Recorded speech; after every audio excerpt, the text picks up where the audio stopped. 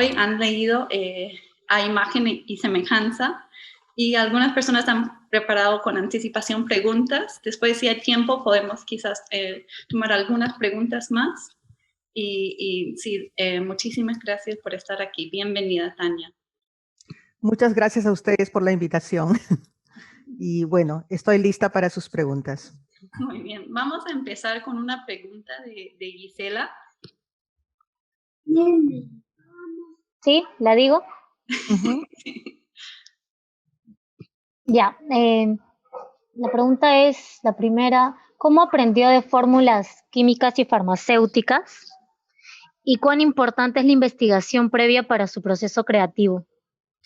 Yo creo que es importante hasta cierto punto. Tiene que haber verosimilitud en lo que dices. En realidad, no sé nada de fórmulas químicas o farmacéuticas, pero sí que tuve que averiguar, ¿no? Justamente qué puede ser lo que hace que la gente no sienta dolor, etcétera, porque era el punto principal de la historia, ¿no? O parte de la historia, ¿no? Entonces, sí se tiene que hacer una pequeña investigación, no necesariamente que uno tenga que entender al 100% o que me vuelva una química o una especialista en, no sé, geología, pero tienen que haber elementos que hagan la historia verosímil. Entonces, sí que se tiene que hacer una pequeña búsqueda.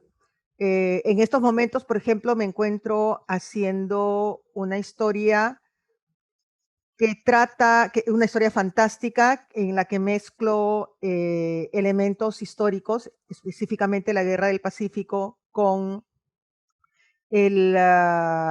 digamos, el mundo de H.P. Lovecraft, es decir, justamente el mito de Cthulhu y todo. Entonces tengo que leer un poco de ambas cosas, ¿no?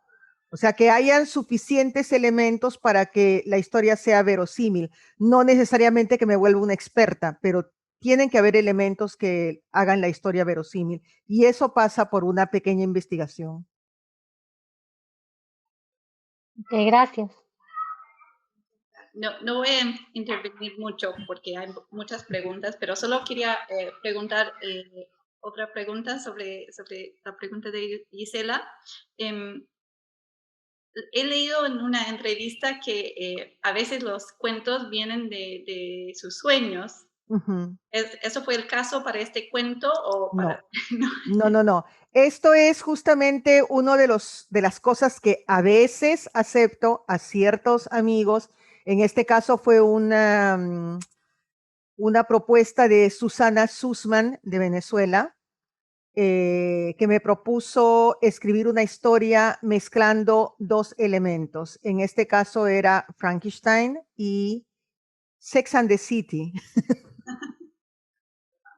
¿No? Entonces, justamente a veces acepto esta clase de retos que algunos amigos me proponen para participar en antologías, etcétera, porque me saca de mi zona de confianza. Es decir, que justamente tengo que ponerme a pensar, ok, ¿cómo puedo crear una historia con estos elementos que me están dando, ¿no? O sea, es algo que me gusta hacer porque es un buen ejercicio para mí, justamente de que salir de mi zona de confianza, que es escribir las cosas que sueño, por lo general. La segunda pregunta, me di cuenta que acabo de robar parte de la pregunta de la próxima persona. Solángel, ¿quieres complementar esa pregunta? Gracias. No, Nicole, no te preocupes. Gracias, más bien. Hola, Nicole. Hola, chicos. Tania, qué honor tenerte aquí en el círculo. Realmente me siento muy emocionada por tener a una autora de un cuento que me ha perturbado. Me ha generado mucha conmoción. Justo le escribí a Kevin porque me impactó y le mandé la pregunta inmediatamente en la semana. Claro, mi pregunta está referida un poco a lo que dice Nicole, ¿no? A lo que te consultaba. ¿Qué es lo que te inspiró? Pero si bien es cierto, nos contestaste que entre Frankenstein, que es un elemento, y el otro elemento, Sex and the City, pero igual para hacer la trama, y utilizar los personajes. ¿Cómo fue tu proceso para poder tener los personajes que nosotros, con los cuales nosotros contamos en esta narrativa, ¿no? En este relato? ¿Por qué elegiste a una chica? ¿Por qué elegiste que sea tan crudo? Porque yo siento un sabor tipo metal cuando empiezo a leer, ¿no? Como que estuviera realmente en un hospital, en una clínica. Entonces, ¿qué otros elementos concurrieron para que tú pudieras transmitirnos esas sensaciones? Lo curioso es que cuando estaba recibiendo este reto, justo estaba hablando con una amiga bisexual y que tiene una pareja femenina. Y una de las cosas que estábamos hablando era porque yo soy súper heterosexual, entonces es algo que desconocido para mí. Entonces ella me estaba diciendo que la relación con su pareja era casi una relación mimética, porque al ser ambas mujeres, habían muchas cosas en común, ¿no? Y que no sentía ese tipo de relación con una pareja masculina, por ejemplo, ¿no? Entonces, eso fue, como estaba justamente buscando, ¿no? Tiene que ser Frankenstein y Sex and the City. La parte de Sex and the City la quise hacer con esta diálogo interno que tiene esta persona, porque se ve mucho en el diario de Carrie Bradshaw, ¿no? Que ella hace como un diálogo interno siempre. Entonces, eso es lo que quise. Y luego esto, ¿no? De pensar justamente el deseo de este ser de imitar a su creadora, ¿no? Por esta especie de mimetismo que me explicó esta amiga en la relación con una persona del mismo sexo. Por otro lado, a mí algo que siempre me ha interesado es ir más allá del monstruo, porque un monstruo no necesariamente es lo que siempre, lo tradicional, que es tanto interiormente como exteriormente, es un ser repulsivo. Entonces siempre me ha interesado el monstruo desde el punto de vista contrario. O sea, ¿qué te hace monstruo? ¿Te hace monstruo que ser físicamente repulsivo o te hace monstruo más bien cosas que están dentro de ti, ¿no? Entonces, en este caso, para mí, los dos monstruos son tanto la creadora como la criatura, ¿no? Y sin embargo, son seres físicamente armoniosos, ¿no? Entonces, eso me interesa a mí, analizar otro tipo de monstruo, ¿no? Entonces, yo creo que todo eso, por eso es que acepté justamente el reto, porque yo dije, sí, yo puedo hacer algo con esto, porque a mí me interesa justamente trabajar con qué significa ser el monstruo, ¿no? Si no, le hubiera dicho, no, por favor, cámbiame de, de tema, ¿no? Entonces, un poco trabajar el monstruo dentro de la frivolidad, ¿no? O sea, de buscar esta armonía estética que a la vez te puede llegar a convertir también en un monstruo, ¿no? No sé si más o menos me dejo entender.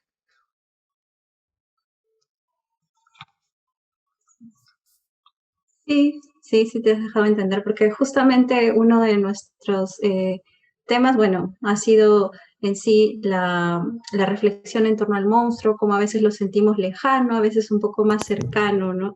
Sí, ha sido materia de reflexión de todo nuestro ciclo. Ahora, Tania, yo te quiero hacer llegar una pregunta que un compañero de nuestro círculo que se llama Juan José Magán nos ha mandado, pero que él no puede estar presente en esta ocasión, pero no quiere perder la oportunidad de preguntarte algo, así que te voy a leer su pregunta. Y dice así, ¿no? Considerando el tema de la identidad ligada a la belleza fabricada que se presenta al inicio del relato, ¿podría comentarnos lo que significa para usted la identidad en esta sociedad de consumo, en esta sociedad líquida, del espectáculo, etcétera, donde las redes sociales, que pueden ser armas de doble filo, nos invitan a mostrar una versión hiperfabricada de lo que somos, a imagen y semejanza de quién o quiénes se forman nuestras identidades, de seguidores, de compañías de publicidad, de algoritmos tal vez? Sí, sí, justamente eso también va ligado con lo que estaba respondiendo, ¿no? Porque de ahí a ver el monstruo no tradicional, o sea, un monstruo que físicamente es hermoso, pero por dentro es monstruoso por su egoísmo. También mi crítica es hacia esa, como se dice, esa belleza fabricada, ¿no? En el afán de las chicas, sobre todo ahora las jóvenes, de ser diferentes, todas parecen clonadas, porque todas tienen los grandes labios, los ojos almendrados, ¿no? O sea, se inyectan estos fillers, se inyectan Botox y no pueden ni mover la cara, no pueden ni reírse. Entonces, también, digamos, una belleza artificial para mí es monstruosa, ¿no? A veces aquí en Finlandia, sobre todo, se ve mucho de esas chicas y a veces cuando veo una chica así súper maquillada con el highlighter que se nota, pero a legua, yo digo, pero es que realmente se ven hermosas cuando se ven en el espejo, porque el resultado es horrible, ¿no? Pero sin embargo, se les ha convencido de que eso es la belleza ahora. Entonces, es como te digo, o sea, claro, pueden tener pelo de diferente color, todo, pero a mí me parece que están como clonadas, porque todos los rostros están manipulados para verse iguales, ¿no? Entonces también eso es algo que a mí me aterra, por ejemplo, ¿no? Me aterra la idea de que la gente piense que eso es ser hermoso. O sea, es realmente sí, o sea, es los estándares de belleza que nos quieren vender son irreales y al mismo tiempo buscan una uniformidad. Y para mí eso es quizá lo más monstruoso. Ajá. Gracias por tu respuesta, Tanya. Ahora invitamos a Richard. Richard tiene una pregunta también. Anaela era. Perdón, Anaela, disculpa. Hola Tania, yo soy Anaela. Antes que nada, quería decirte que es un honor que estés aquí. Yo la verdad es que yo he leído la novela de La ciudad de los Nictalopes cuando tenía 10 años y me encantó mucho. Creo que fue uno de mis inicios con la ciencia ficción y he seguido leyendo tus cuentos y siguen siendo muy maravillosos. Gracias. Este cuento de aquí tampoco se queda atrás, me ha parecido gozosamente tenebroso. Y bueno, sin más preámbulos, me gustaría hacerte la siguiente pregunta. ¿Por qué cree que existe en determinados lectores cierta fascinación por el doble, por la réplica de uno mismo? ¿Cree que se deba por una cuestión de identidad, de tener acceso a una versión mejorada de nosotros mismos o de querer conocernos desde afuera? Yo creo que lamentablemente sí tiene que ver con esto de querer una versión mejorada de nosotros mismos, ¿no? Es el sueño ideal. Pero yo creo que también nace de algo que es muy natural. Es decir, nosotros somos muchas personas, ¿no? Entonces, nosotros no actuamos de la misma manera con nuestros padres, con nuestros amigos, con nuestros jefes, con nuestros hijos. O sea, tenemos diferentes, yo no diría que personalidades, pero tenemos diferentes maneras de actuar, ¿no? Y sí, a veces la sociedad nos obliga a actuar de una manera que quizá nosotros no queremos, pero es lo correcto socialmente. Entonces yo creo que también esto del doble es nace de este temor de caer en algo que es incorrecto hacer. Entonces es una manera de decir, no lo hice yo, lo hizo mi doble, ¿no? Justo ahora tengo un amigo muy, muy importante en mi vida que es crossdresser, es decir, que le gusta vestirse de mujer, ¿no? Y sin embargo, él es heterosexual y no le interesa tener relaciones con hombres. Pero él me decía justamente lo completo que se había sentido cuando asumió que esto es lo que él quería hacer, que antes de eso había tratado de reprimirlo, o sea, justamente ese doble lo veía como un monstruo lejano, y cuando finalmente él decidió, ¿sabes qué? Esto es parte de mí y lo asumo, ¿no? Sucedió lo contrario, se sintió libre, se sintió completo. Entonces yo creo que justamente esta fascinación por el doble es esta atracción y al mismo tiempo rechazo que tenemos hacia nosotros mismos, hacia esas partes de nosotros mismos que a veces tenemos miedo de asumir, ¿no? Y que justamente estamos esperando que este doble, que es el ideal de nosotros mismos, tome nuestro lugar para poder sentirnos contentos. No sé si me explico un poco, o sea, porque es ambas cosas, o sea, al mismo tiempo que deseamos, rechazamos algunas partes de nosotros mismos, ¿no? O sea, normalmente nosotros tenemos más de, no solamente un doble, como digo, diferentes personas dentro de nosotros mismos, porque actuamos diferente, ¿no? Según circunstancias, según otras personas.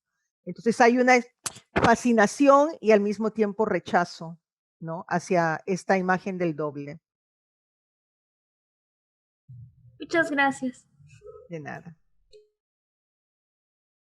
Gracias. Ahora Richard tiene una pregunta. No sé, ¿puedes usar el micro, Richard? Sí, ¿qué tal? Buenas tardes con todos, compañeros, Tanya. Bueno, mi pregunta es la siguiente.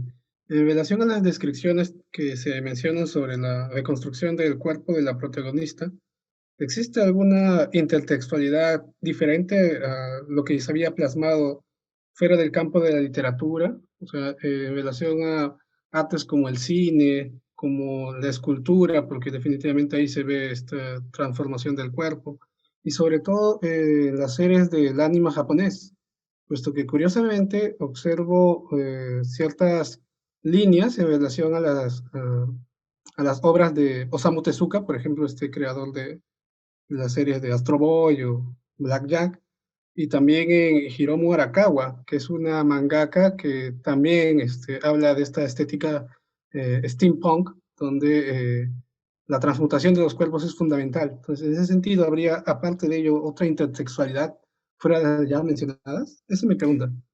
Bueno, no soy consciente de ninguna intertextualidad, pero sin embargo me parece muy interesante tu lectura porque soy una fanática del manga.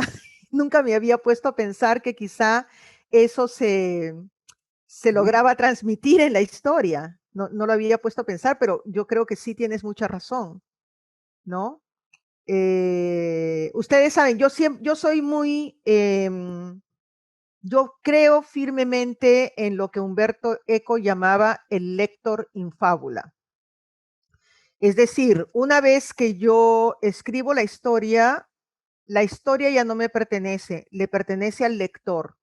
Y es el lector el que puede sacar otras lecturas de las que quizá yo no era ni siquiera consciente, como en este caso, cuando escucho lo que me pregunta Richard, honestamente yo no me he puesto a pensar en ninguna intertextualidad, pero su interpretación de que puede haber una intertextualidad relacionada con el manga no es del todo equivocada, porque el manga es un arte que me encanta, lo consumo bastante y obviamente, a pesar de no estar consciente, es muy probable que algo haya pasado por ahí, porque evidentemente que uno escribe con todo el bagaje que tiene detrás, ¿no?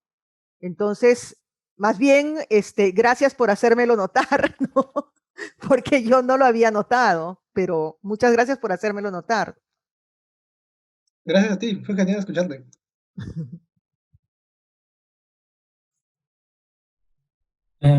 Sí, buenas tardes y buenas noches, Tania.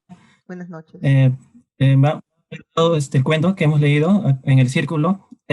A pesar de ser tan breve, tiene tanta profundidad y justamente me ha traído a colación muchas ideas, ¿no? Justamente sobre el tema del doble, sobre el tema de la creación, el relato de Frankenstein, incluso el mismo existencialismo, ¿no? Porque también se plantea la pregunta, ¿no? ¿Qué es lo que qué es lo que nos define a nosotros como seres, ¿no? Y me ha agradado esta lectura y bueno, mi pregunta es la siguiente, ¿no? Quiero plantear esta pregunta desde otro punto, desde otro enfoque. Partiendo de la idea de que la búsqueda de la perfección humana puede incluso en su forma patológica llevarnos a sentir un vacío, una sensación de insatisfacción constante, a tal punto como en el caso de la protagonista mujer, de atentar la vida de otras personas. ¿Cree usted que esta búsqueda obsesiva por alcanzar y lograr la forma perfecta, alcanzar la imagen y semejanza del modelo ideal, le ocurre también al escritor en cuanto a lograr la obra literaria maestra? Entonces, ¿cuál es la definición de perfecto escritor o de cuento perfecto? Bueno, yo siempre digo que mi mejor libro es el próximo que voy a escribir. O sea que justamente sí, uno trata de superarse, pero yo pienso que lo importante en este caso, a menos justamente que uno sea, que se llegue a esta obsesión patológica, yo creo que lo importante es justamente no perder esta sensación de querer superarse siempre, pero ser consciente de que esta perfección nunca se va a lograr, ¿no? Yo recuerdo un amigo, poeta, Feliciano Mejía, que decía una cosa muy interesante, ¿no? Que sí, que es decir, si uno vuelve a retomar un texto, le va a volver a encontrar fallas y lo va a volver a corregir. Entonces, él decía de que el escritor tiene que saber en qué momento parar de corregir, ¿no? Porque justamente, si no, es un cuento de nunca acabar. O sea, siempre hay algo que se le puede perfeccionar, entre comillas, al texto, ¿no? Es importante porque eso es lo que te empuja a seguir escribiendo, a seguir buscando el libro perfecto, como digo que para mí es el próximo que voy a escribir, pero es importante también aceptar los límites. Hola. Hola. Muchas gracias, Tania. Yo quisiera hacer la siguiente pregunta. Igual, esta pregunta ya un poquito se aleja del cuento que hemos leído esta semana y mi pregunta es la siguiente. Es ¿cómo ha influido en tu producción literaria radicar en Finlandia? Y también quiero saber, para que nos puedas ilustrar de repente, cuál es el escenario de la literatura fantástica en ese país. ¿Qué diferencias de repente podemos encontrar con respecto a América Latina o qué tendencias tú has podido reconocer? Gracias. Justamente eso está relacionado con lo que yo estaba diciendo antes, porque este interés por la otredad me viene de la lectura de escritoras, sobre todo finlandesas, ¿no? Entonces, es algo muy común en la literatura finlandesa. Por ejemplo, tenemos la historia de J.P. Mäkelä, en la que, por ejemplo, se descubre que los neandertal nunca dejaron de existir y que estos neandertal entonces están reclamando un espacio. Entonces vienen los conflictos, que es, claro, es una metáfora del racismo, vienen los conflictos entre estos neandertal y nosotros, que sencillamente, bueno, está bien, ¿no? Vivan, pero déjennos también vivir nuestra vida. Entonces, está muy presente en la literatura finlandesa. Las características más importantes, quizá una de las cosas que más llama la atención con respecto a la ciencia ficción y la fantasía mundial es de que en Finlandia hay más mujeres escritoras que hombres. Y hay muchas mujeres que tienen revistas, que tienen editoriales, etc. Evidentemente, la literatura fantástica finlandesa, perdón, gatito, la literatura fantástica finlandesa está influenciada por lo que se llama el Nordic Weird, ¿no?